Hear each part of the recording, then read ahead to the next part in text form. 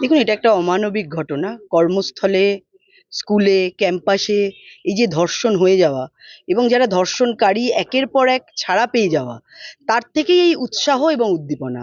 এবং তার থেকেই একের পর আমরা দেখতে পাচ্ছি যে ডাক্তার, পড়ুয়ারা তারা পর্যন্ত এই ধর্ষণের শিকার হচ্ছে, বারবার মৃত্যুমুখে যাচ্ছে। আমরা অভয়ার থেকে সেই উদাহরণ পেয়ে থাকি। নমস্কার বন্ধুরা, আমার নাম ধ্রুবজ্যোতি সরকার। দুর্গাপুরের ডাক্তারি পড়ুয়ার ঘটনায় ক্ষোভ উগরে দিলেন ফাল্গুনী পাত্র।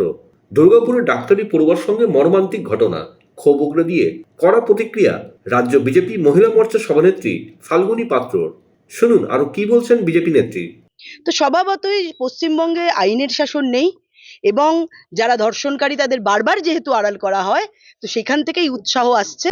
তো মায়েরা, বোনেদের আমরা আগ্রহ করব এখন থেকে এই বিষয়ে প্রত্যেকে আন্দোলন করা, নিজেদের জনমত তৈরি করা এবং যে বাংলার মেয়েকে চায় বলে যারা প্রচার করেছিল, সেই বাংলার মেয়েরা যে প্রতি ক্ষেত্রে, প্রতি জায়গায় ধর্ষিতা এবং খুন হয়ে যাচ্ছে, সেটা তার উৎকৃষ্ট প্রমাণ। আপনি মহিলা মোর্চার সভানেত্রী রাজ্যের, সেই ক্ষেত্রে দুর্গাপুরে কি যাবেন মহিলা মানে এই বিষয়ে? হ্যাঁ, নিশ্চয়ই আমি সেখানে যাব এবং আমরা বিভিন্ন জায়গায় যাই, আন্দোলন আমরা সংগঠিত করছি এবং আমরা অবশ্যই যাব। কারণ আমরা এই ধরনের যারা বারবার নিগৃহীত হচ্ছে, অপমানিত হচ্ছে, লাঞ্ছিত হচ্ছে, আমরা তাদের পাশে আছি সবসময়।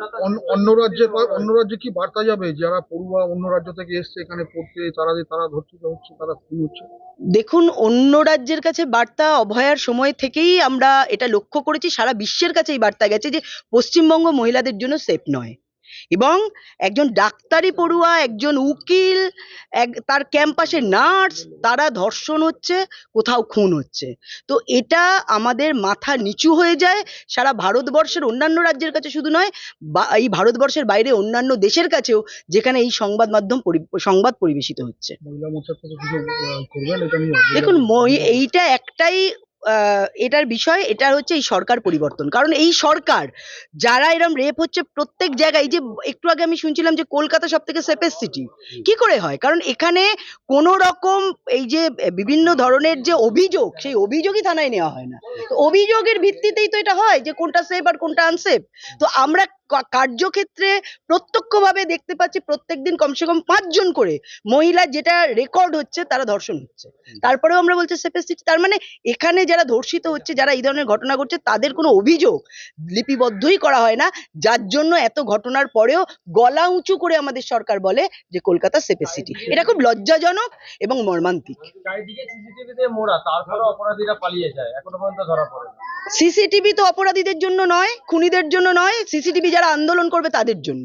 আমরা কদিন আগে হাওড়া ব্রিজে খগেন মুর্মুকে নিয়ে আন্দোলন করতে গেছিলাম, সেখানে আপনারা আপনাদের সংবাদ মাধ্যমের মাধ্যমে দেখেছেন যে পরিমাণ পুলিশ ছিল আমাদের আটকাবার জন্য। যদি খগেন মুর্মুর ওপর যে ধরনের আঘাত হয়েছে, সেখানে ওখানে আমাদের যারা তার দেহরক্ষী ছিল, তারা, অর্থাৎ সিআরপিএফ যেভাবে নিগৃহীত হয়েছে, যদি সত্যিকারের পুলিশ আটকাতো সেখানে, তাহলে খগেন মুর্মুর এই ঘটনা ঘটতো না। ডাক্তারি পড়ুয়া ছাত্রের ব্যাপারে কি বলবে, মানে এটা মানে দেখুন, খুব লজ্জাজনক ব্যাপার। কারণ ডাক্তারি পড়ুয়া মানুষের সেবা দান করে, আমরা ডাক্তারকে ভগবানের সাথে তুলনা করি। তো সেই ডাক্তাররা বারবার রেপের শিকার হচ্ছে, খুন হচ্ছে, নিগৃহীত হচ্ছে। এটা, এই লজ্জা রাখার মতো জায়গা নেই।